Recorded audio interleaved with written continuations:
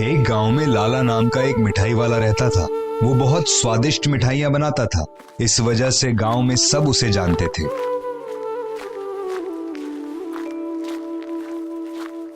पूरा गांव लाला की मिठाई की तारीफ करता था। सारे गांव वाले सिर्फ उसी की दुकान से ही मिठाइयां खरीदते थे, क्योंकि लाला अपनी मिठाइयों के लिए शुद्ध घी और शुद्ध दूध का इस्तेमाल करता था, जिससे उसकी मिठाइयां बहुत ताजी और स्वादिष्ट बनती थी।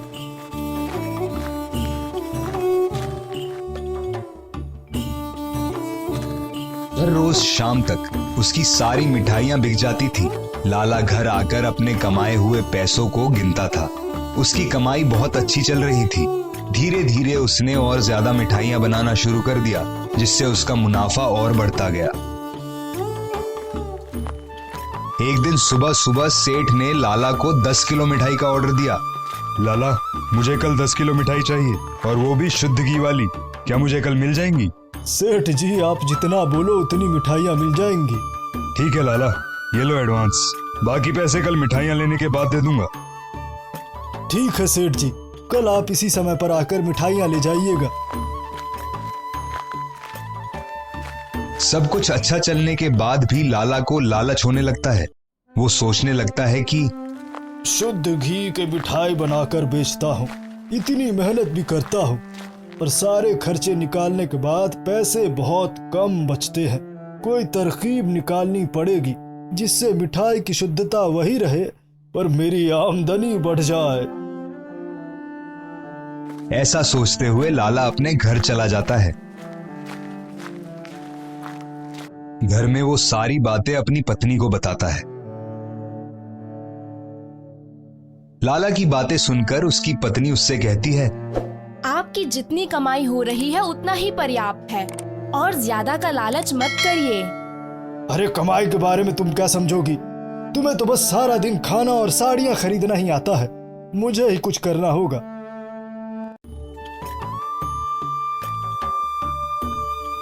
अगले दिन लाला घर में सेठ के ऑर्डर के लिए मिठाइयां बनाकर तैयार करता है और फिर दुकान में आता है। दुकान में आकर सबसे पहले लाला वजन करने वाले तराजू के एक साइड एक चुंबक लगा देता है और फिर मन ही मन मुस्कुराने लगता है। थोड़ी देर बाद सेठ अपनी मिठाइयां लेने लाला की दुकान पर आता है। लाला, मेरी मिठाई तैयार हो गई? हाँ सेठ जी, अभी देता हूँ। फिर लाला ने सेठ के मिठाइयों का वजन किया। वजन करके लाला ने सारी मिठाइयां सेठ को दे दी और सेठ ने लाला को पैसे दे दिए और वहां से चला गया। ये सब देखकर लाला मन ही मन खूब मुस्कुराने लगा। ये हुई ना बात, ऐसा ही रहा तो मेरा मुनाफा बढ़ता ही जाएगा। लाला ने जैसा सोचा वैसा ही हुआ। किसी गांव वालों को उसकी चतुराई का पता नहीं चला और लाला लोगों को बेवकूफ बनाने से पीछे नहीं हटा। कई बार कुछ ग्राहकों ने लाला से कहा, अरे लाला जी, मिठाइयों का वजन कुछ कम लग रहा है, एक बार और वजन करके देखिए। लगता है आपने गलती से कुछ कम मिठाइयाँ डाली हैं। अरे भाई, मैं ऐसा क्यों करूंगा? आप कब से मेरे यहाँ से मिठाइयाँ खरीद रहे हैं, फिर आज ऐसी बात क्यों कर रहे हैं?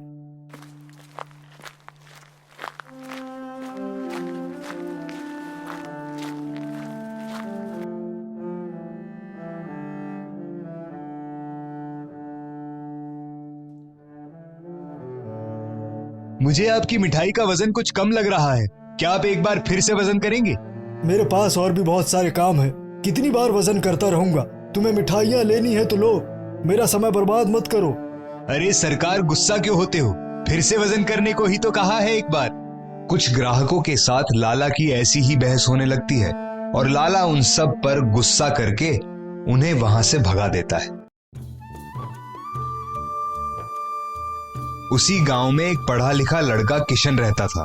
उस दिन किशन की माँ ने किशन से कहा, बेटा, आज मिठाई खाने का बड़ा मन हो रहा है, जाओ जाकर लाला के यहाँ से 1 किलो मिठाई लेकर आ जाओ।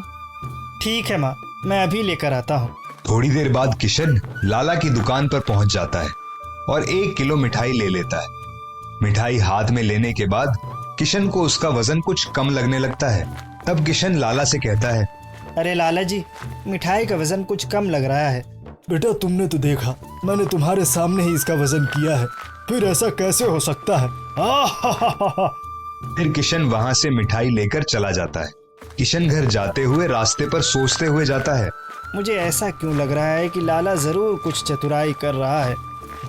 किशन घर जाकर अपनी माँ को सारी बात बताता है, पर किशन की माँ ऐसी कोई बात नहीं होगी, ये बोलकर टाल देती है। अगले दिन किशन अपने कुछ दोस्तों के साथ लाला की दुकान के पास बातें करते हुए खड़ा था।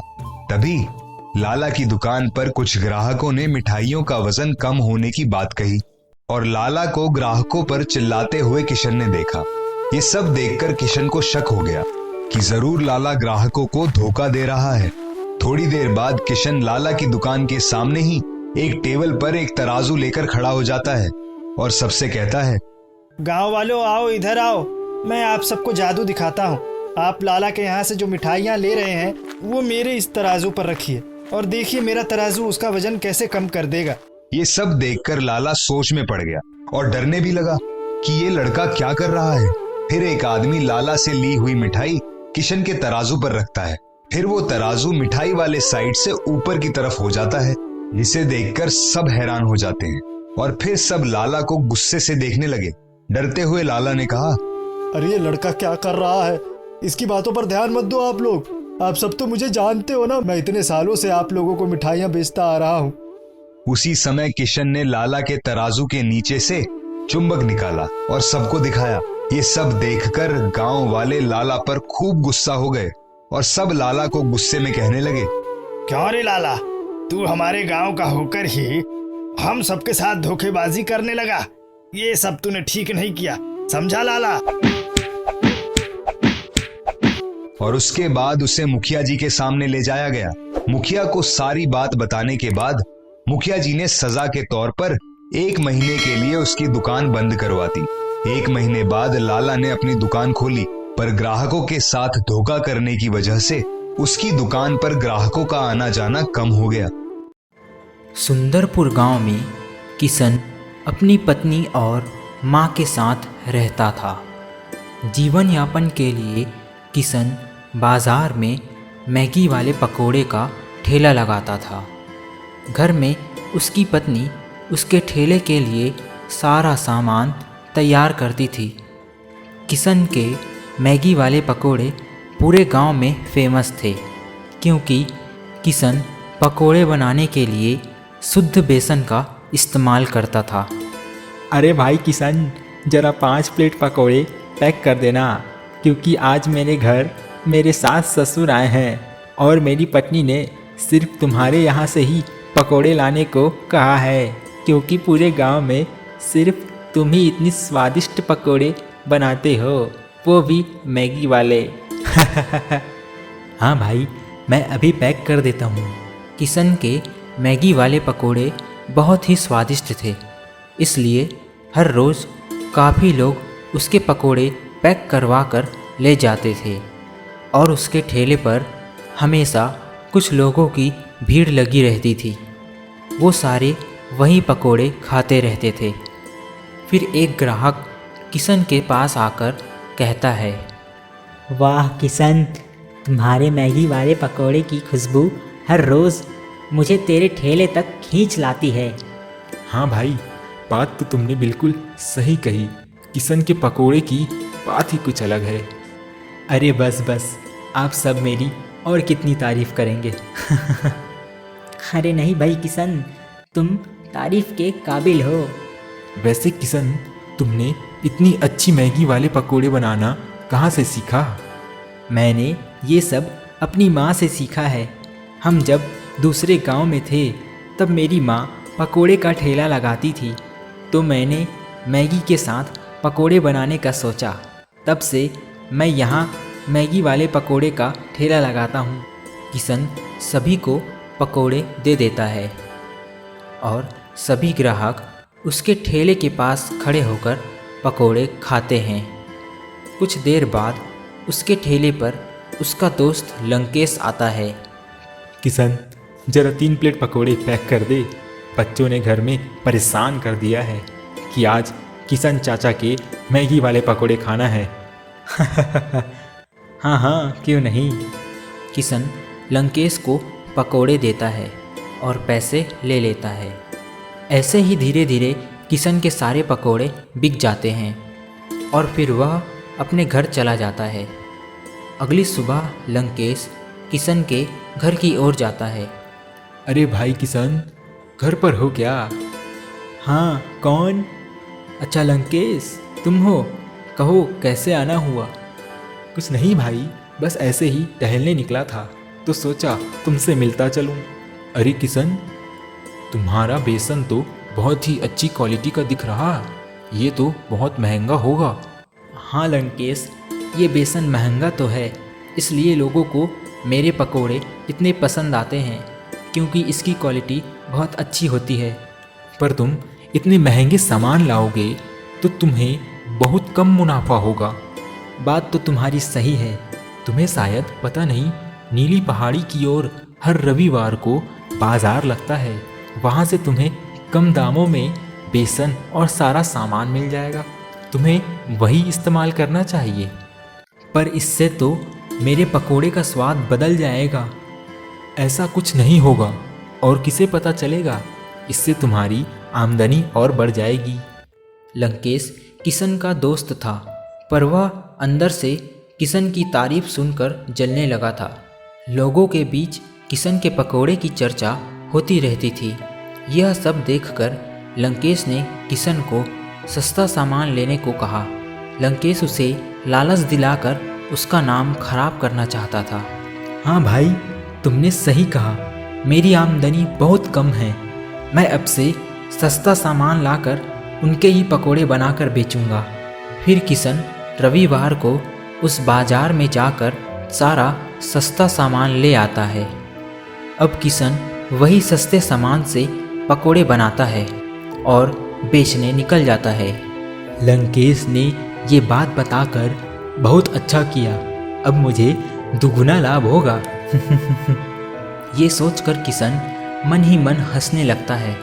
धीरे धीरे किशन के ठेले पर ग्राहक आने लगते हैं और पकोड़े पैक करवाकर चले जाते हैं।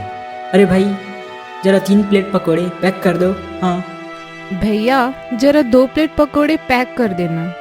ऐसे ही उस दिन किशन के सारे पकोड़े बिक जाते हैं। अरे वाह, आज तो मुझे अच्छा मुनाफा हुआ है। अब घर चले जाता हूँ। अब किशन हर रोज़ वही सस्ता सामान इस्तेमाल करता है और अब किशन का लालच इतना बढ़ जाता है कि वह बचे हुए तेल में पकोड़े बनाने लगता है।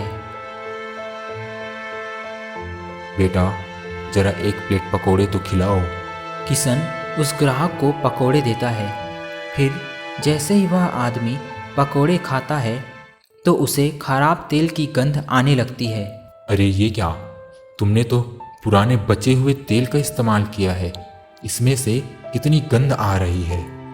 नहीं नहीं, मैंने अच्छे तेल का ही इस्तेमाल किया है। ऐसे ही उस दिन कुछ लोग उसके ठेले से चले गए। अरे ये क्या, आज तो बहुत सारे पकौड़े बच गए। कोई बात नहीं, कल फिर से इन्हें ही तलकर बेच दूंगा, किसको पता चलेगा। किशन ऐसा सोचकर घर चले जाता है।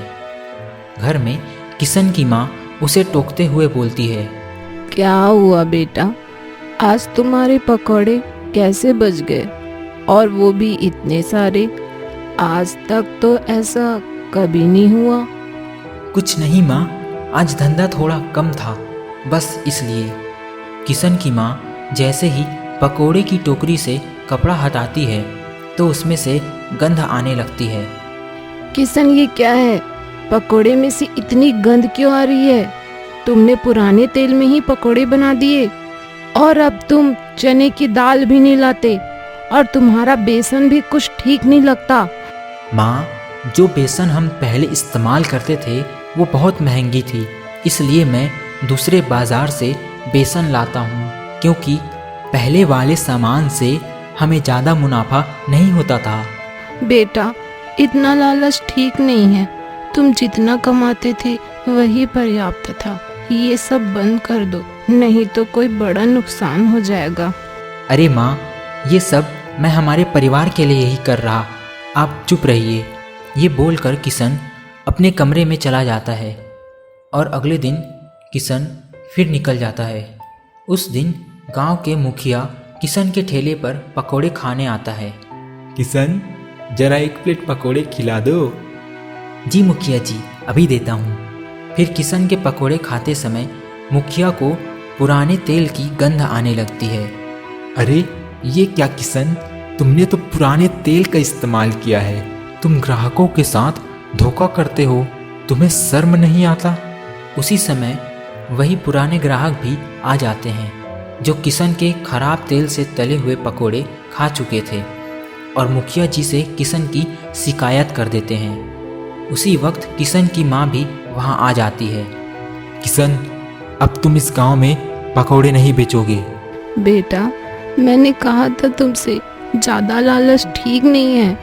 किशन दुखी होकर माफ़ी मांगने लगता है, पर किसी ने भी उसकी बात नहीं मानी और किशन का दोस्त लंकेश दूर खड़े होकर ये सब देखकर हंसने लगता है।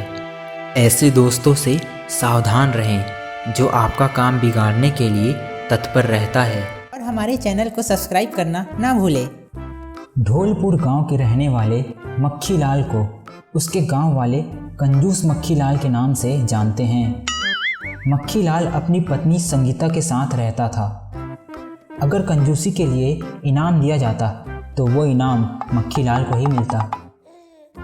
एक दिन सुबह सुबह मक्खीलाल घर के दरवाजे पर खड़ा हुआ था। तभी उसकी पत्नी संगीता वहां आकर उससे पूछती है, सुबह सुबह दरवाजे के पास यह क्या देख रहे हो? अरे नीचे देखो नीचे, यह चींटियां हमारे घर के किचन की ओर जा रहे हैं। तभी तो मैं सोचूं कि चीनी इतनी जल्दी कैसे खत्म हो गई। मुझे इन चींटियों का इंतज़ाम करना पड़ेगा। यह क्या बोल रहे हो? सुबह सुबह पीकर आए हो क्या?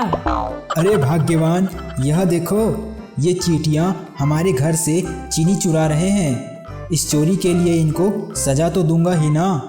इन चींटियों को तुम कैसे रोक सकते हो? उन्हें रोकूंगा और सजा भी दूंगा।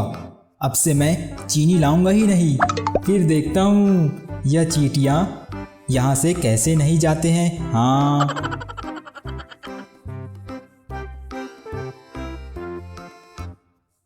फिर मक्खीलाल सब्जी लेने के लिए जाता है। ए भाई, ये गोभी कैसे दिया? यह सब तो सड़ा हुआ है, गायों के लिए चाहिए क्या? क्या मैं क्या गाय दिख रहा तुम्हें? दिखने से तो नहीं लगते, पर सींग लगा लोगे तो अरे चुप चुप, ये गोभी थोड़े से काले क्या हो गए? तो क्या खराब हो गए? पता नहीं कहाँ कहाँ से चले आते हैं सब।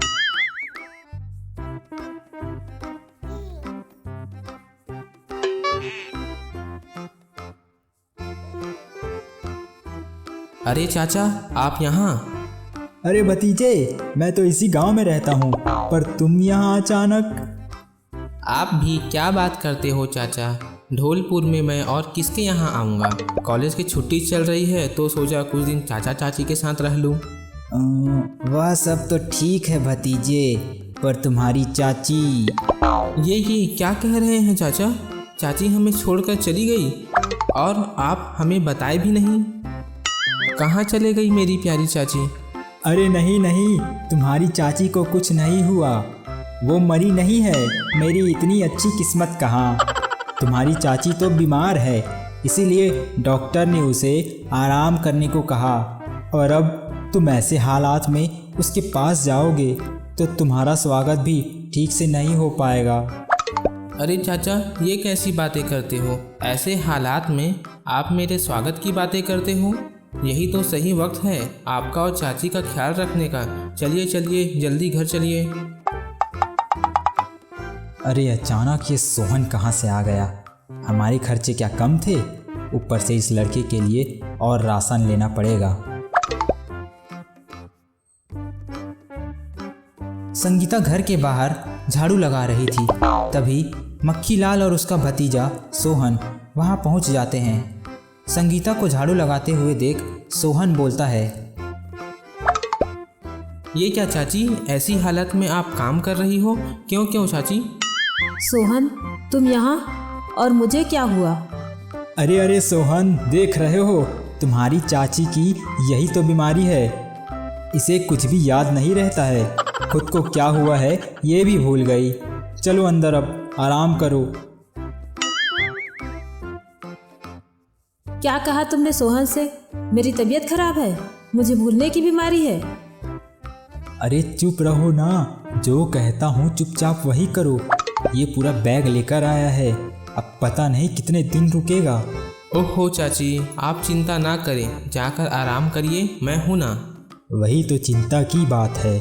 क्या आपने कुछ कहा क्या चाचा? बेटा, इस छोटे से घर में तुम कहाँ रहोगे?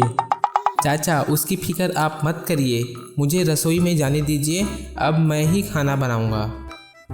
ऐसे ही कुछ दिन बीत जाते हैं। मक्खीलाल बहुत कोशिश करता है सोहन को वहाँ से भगाने का, पर सोहन उसके बातों पर ध्यान नहीं देता था। संगीता सोहन को बहुत प्यार करती है और मक्खीलाल के बोलने पर संगीता उससे कहती है, ऐसा क्यों करते हो तुम? हमारे तो कोई बच्चे नहीं हैं। सोहन को देखकर लगता है कि वो मेरा ही बच्चा है। वो सब तो ठीक है, पर उसको यहाँ रुके हुए 10 दिन से ज़्यादा हो गया और भर भर के दाल चावल सब्जी खाए जा रहा है। इसका कुछ तो करना पड़ेगा लगता है। अगले दिन तेज बारिश हो रही थी। सोहन और उसकी चाची मक्खीलाल का इंतज़ार कर रहे थे। बेटा देखो ना कितनी बारिश हो रही है, और तेरा चाचा इस बारिश में टूटा हुआ छाता लेकर चले गए। कौन सा ज़रूरी काम था चाची, जो चाचा इतनी बारिश में बाहर चले गए?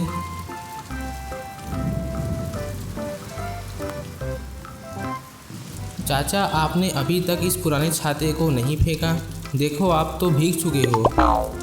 बारिश में भीगने की वजह से मक्खीलाल की तबीयत खराब हो गई।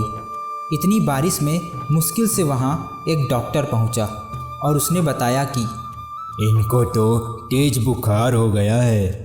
दुर्भाग्यवश मेरे पास अभी इंजेक्शन नहीं है, उसके लिए मुझे गांव से थोड़ा दूर जाना पड़ेगा। उसके लिए आप चिंता मत करिए डॉक्टर साहब, आप मुझे इंजेक्शन का नाम लिख कर दे दीजिए, मैं कैसे भी करके उसे ले आऊँगा। आप सिर्फ मेरे चाचा को ठीक कर दीजिए। इसके बाद सोहन अपने चाचा का खूब ख्याल रखता है और कुछ दिनों में मक्खीलाल बिल्कुल स्वस्थ हो जाता है। और अब सोहन अपने बैग के साथ वहाँ से जाने को तैयार खड़ा होता है। चाचा जी, चाची जी, अब मैं चलता हूँ, अपना ख्याल रखिएगा। नहीं बेटा नहीं, हमारा बेटा भी होता तब भी वो हमारा इतना ख्याल नहीं रखता। तूने जो कुछ भी किया उसके लिए बहुत बहुत धन्यवाद बेटा। ऐसा मत कहिए चाचा, ये तो मेरा फर्ज था। मैं हमेशा तुझे भगाने के चक्कर में था बेटा, मुझे माफ़ करना। पर अब मैं चाहता हूँ तुम हमेशा हमारे साथ रहो बेटा। ठीक है चाचा जी। चंदरपुर गांव में रामलाल नाम का किसान रहता था। उसके साथ उसके 2 बेटे और बहुएं भी रहते थे। रामलाल की उम्र हो चुकी थी कि अब वो घर में आराम करे और उसके दोनों बेटे बहू उसकी सेवा करें, पर उसके दोनों बेटे उसके किसी भी काम में सहायता नहीं करते थे। खेत का सारा काम भी रामलाल को खुद ही करना पड़ता था। असल में उसके दोनों बेटे लालची थे और उनकी पत्नियां अक्सर उन्हें भड़काने की कोशिश करती रहती थी। अरे और कितना समय लगेगा आपको पिताजी से बात करने के लिए कि वो सारी संपत्ति आप दोनों भाइयों में बांट दें। ऐसा ही चलता रहा तो हम कहीं रास्ते पर ना आ जाएं। ये क्या कह रही हो? ऐसा कैसे हो सकता है? तुम चिंता मत करो, मैं पहले भाई से बात करता हूँ, फिर पिताजी से कहूँगा, ठीक है ना? जो करना है जल्दी करिए और थोड़ा दबाव डालिए, नहीं तो सीधी उंगली से घी नहीं निकलने वाला है। अगली सुबह दोनों भाइयों ने आपस में तय किया कि वो आज अपने पिता से सारी संपत्ति को अपने नाम करवाने की बात करेंगे। फिर दोनों बेटे अपने पिता के कमरे में गए और उनसे बात करने लगे। पिताजी, आपकी उम्र हो चुकी है, अब आप अपनी संपत्ति, जमीन, पैसे, घर हम दोनों भाइयों के नाम कर दीजिए। हाँ पिताजी, भैया ठीक कह रहे हैं, अब आपकी उम्र हो चुकी है। अच्छा, संपत्ति के लिए तुम लोगों को मेरी उम्र दिख रही है और जब मैं खेतों में अकेले काम करता हूँ तब तुम लोगों को कुछ नहीं दिखाई देता। चलो कोई नहीं, मेरा जो कुछ भी है वो सब तुम दोनों का ही तो है, पर वो सब क्या क्या है और हमें मिलेगा कब? बेटा, मेरे ना रहने पर तुम लोगों को सब पता चल जाएगा। आप कब ऊपर जाएंगे इसकी खबर हमें कहाँ है पिताजी? अगर संपत्ति के बारे में जानना है तो मेरे साथ खेत पर काम करने चलो। ये सब हमसे नहीं होगा पिताजी, आप केवल अपना काम करिए और हमें संपत्ति के बारे में जल्द ही बताइए। ठीक है, अब मैं वही करूंगा।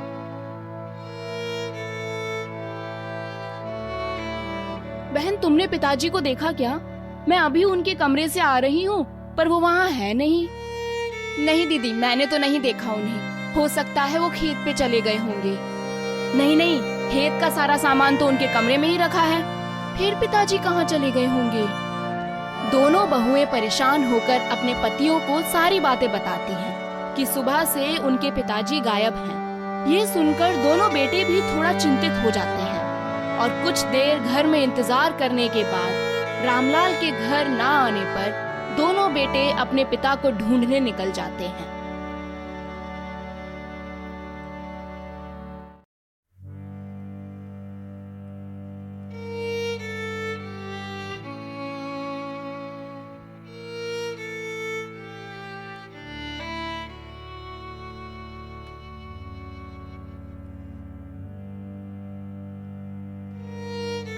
थोड़ी देर बाद दोनों बेटे घर पहुंचते हैं। क्या हुआ छोटे, कुछ पता चला? नहीं भैया, आज पिताजी को किसी ने कहीं नहीं देखा।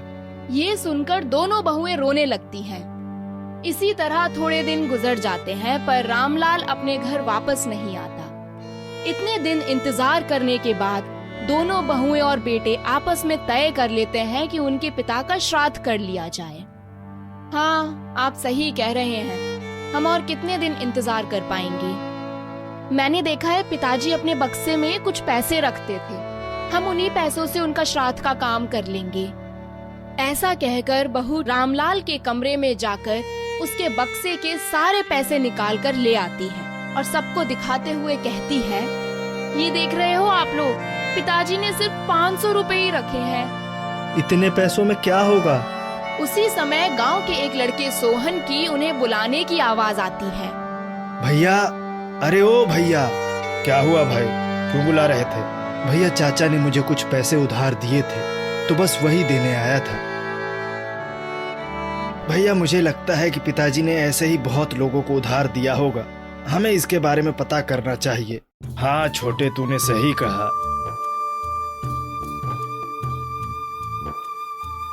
एक दिन सुबह के समय गांव के मुखिया रामलाल के घर आते हैं और रामलाल के बेटों को बुलाकर कहते हैं, बेटा, तुम्हारे पिताजी ने पिछले महीने मुझसे 30,000 रुपए उधार लिए थे, अब ब्याज के साथ 35,000 रुपए तुम लोगों को मुझे देना होगा।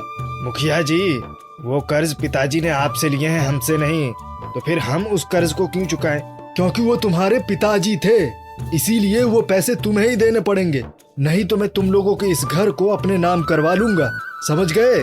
मैं तुम लोगों को कुछ महीने की मोहलत देता हूँ, फिर पैसे लेकर मेरे घर आ जाना।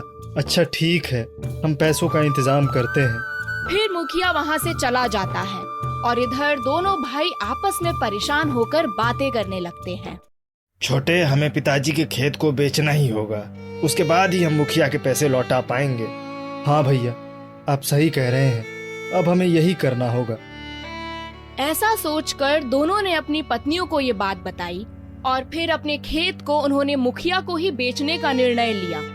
इसलिए दोनों भाई मुखिया के घर जाते हैं। दोनों भाइयों ने मुखिया को खेत बेचने का प्रस्ताव रखा। ये सुनकर मुखिया खूब हंसने लगा। अरे मूर्खों, वो खेत मेरा ही है। तुम लोगों को पढ़ाने लिखाने के लिए तुम्हारे पिता ने वो खेत गिरवी रखकर मुझसे पैसे लिए थे। तुम उस खेत को नहीं बेच सकते, तुम लोगों को उस पर फसल उगानी पड़ेगी और उस फसल को बेचकर अपना सारा कर्जा माफ करवाना होगा, समझ गए? ये क्या, पिताजी ने तो हमारे लिए सिर्फ कर्जा ही छोड़ा है, जिसे चुकाते चुकाते हम भी एक दिन उनके पास पहुंच जाएंगे। हाँ भैया, अब क्या करें? तुम लोगों को कहा ना मैंने, जाओ जाकर खेत में फसल उगाने की तैयारी करो, तभी कुछ हो सकता है। चलिए भैया, घर बचाना है तो हमें जल्दी जल्दी फसल की तैयारी ही करनी होगी। हाँ भाई, अब तो बस यही एक उपाय है। उस दिन के बाद दोनों भाइयों ने खेत पर काम करना शुरू कर दिया। कुछ महीने बाद उनके खेत में अच्छी फसल हो गई। ये देखकर सब लोग बहुत खुश हुए। देखो देखो कितनी अच्छी फसल हुई है हमारी। अब हमें चिंता करने की कोई जरूरत नहीं। फसल बेच के हम मुखिया का सारा कर्जा चुका देंगे। हाँ भैया, इसके बाद इतना बड़ा खेत हमारा हो जाएगा। पिताजी ने हमारे लिए इतनी बड़ी संपत्ति रखी है, ये हमें आज पता चला। बिल्कुल सही कहा आपने। अब हमें किसी बात की चिंता नहीं रहेगी। अगली सुबह दोनों भाई मुखिया के घर जाते हैं और उनके घर के बाहर उन्हें बुलाते हैं। ये लीजिए पैसे मुखिया जी, और बाकी के पैसे भी हम धीरे धीरे करके आपको दे देंगे। बहुत बढ़िया, ये हुई ना अच्छी बात। कितने पैसे दिए तुमने? अभी हमने 30,000 दिए हैं, बाकी के पैसे भी जल्द ही दे देंगे। अच्छा ठीक है, मैं जमीन के कागज तुम लोगों को दे देता हूँ, क्योंकि मुझे अब तुम पर भरोसा हो गया है।